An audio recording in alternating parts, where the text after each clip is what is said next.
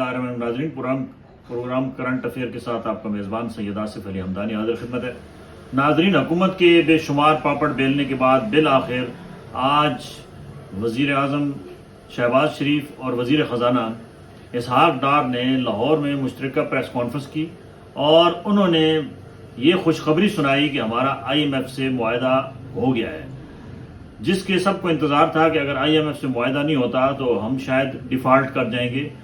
اب IMF معاہدے کے تحت یہ بھی سارا کچھ ڈیٹیلز بتائیں وزیر خزانہ اسحاق ڈار صاحب نے کہ IMF معاہدے کے بعد پاکستان کو $3 ارب ملیں گے 1 سال کے لیے، جس سے ہماری جو اس وقت معاشی صورتحال ہے اس میں کافی بہتری آئے گی۔ انہوں نے بتایا کہ ہمارے ریزرو میں اضافہ ہوگا، ہمارا جو کرنسی ہے جو اس وقت وہ زوال پذیر ہے اس کو استحکام ملے گا، ہماری جو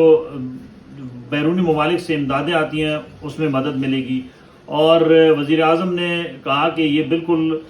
سابقہ گورنمنٹ کے کھاتے میں انہوں نے ڈالا کہ یہ عمران خان کی وجہ سے ہماری جو ہے وہ IMF سے یہ قسط رکی ہوئی تھی۔ انہوں نے باور کرایا کہ ہمیں بار بار تانا دیا گیا، ماضی کی حکومت نے یہ تانا دیا کہ آپ ڈیفالٹ کرنے والے ہیں، اور اس کا واویلا کر کے پوری دنیا میں یہ تاثر دیا گیا کہ شاید پاکستان کے ساتھ کوئی بھی مدد کو نہ آئے۔ وزیر اعظم نے یہ بھی واضح کیا کہ انہوں نے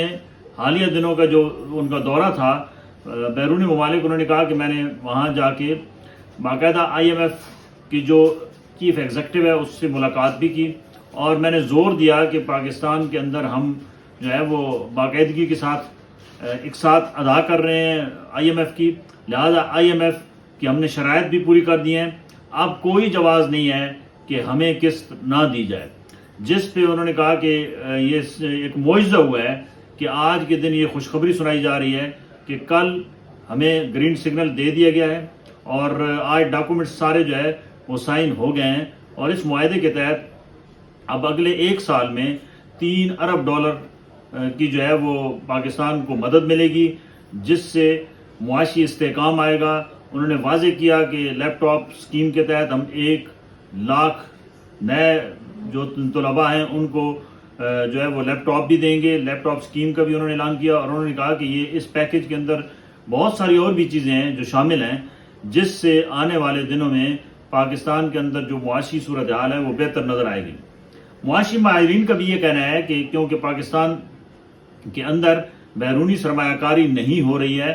اور سیاسی عدم استحکام کی وجہ سے بھی یہاں پہ معاشی حالات دن بدن خراب ہو رہے ہیں، اور خدا نخواستہ ہم ڈیفالٹ کی طرف جا رہے تھے۔ اس امداد سے کافی فرق پڑے گا، کیونکہ اگر یہ IMF کی قسط نہ ملتی تو شاید پاکستان کے اندر مزید معاشی جو ہے وہ بحران جنم لیتا۔ دوسری جانب اسی جو IMF کی شرائط ہے اس میں ایک شرط یہ بھی ہے کہ بجلی اور گیس کی قیمتوں میں آنے والے دنوں میں جو ہے وہ مزید اضافہ متوقع ہے، اور گورنمنٹ نے گھٹنے ٹیک دیے ہیں IMF کے آگے، اور یہ کرنے کو وہ تیار ہے، موجودہ گورنمنٹ یہ سب کچھ کرنے کو تیار ہے قسط کی خاطر، اور یہ سارا بوجھ ایک عام پبلک پہ ڈالا جائے گا۔ IMF کی وہ بھی شرط تھی کہ جتنے یہ پینشن کے کھاتے میں جو اربوں روپے دیے جاتے ہیں اس کا بھی کوئی لائحہ عمل بنایا جائے۔ اس کے اوپر بھی گورنمنٹ نے کافی جو ہے وہ ڈبل پینشن کے اوپر پابندی لگا دی ہے۔ اسی طریقے سے پینشنر کے ساتھ جو 17.5% موجودہ بجٹ میں جو بڑھایا گیا تھا اس کو بھی کٹوتی کر کے 10% کیا جا رہا ہے۔ اسی طریقے سے جو سرکاری ملازمین کی تنخواہوں میں 30 سے 35% کی خوشخبری بجٹ میں سنائی گئی تھی، IMF معاہدے کے بعد اس میں بھی کٹ لگے گا، اور یہ 10 سے 15% تک ہی جا سکے گا۔ آئندہ آنے والا 300 ارب روپے کے جو ٹیکسز ہیں وہ بھی اس غریب عوام پہ لادے جائیں گے، اور یہ بات بالکل ایک عام آدمی کی سمجھ میں آنی چاہیے کہ یہ جتنے معاہدے ہوتے ہیں اس سے ایک عام آدمی کی زندگی میں کوئی فرق نہیں پڑتا۔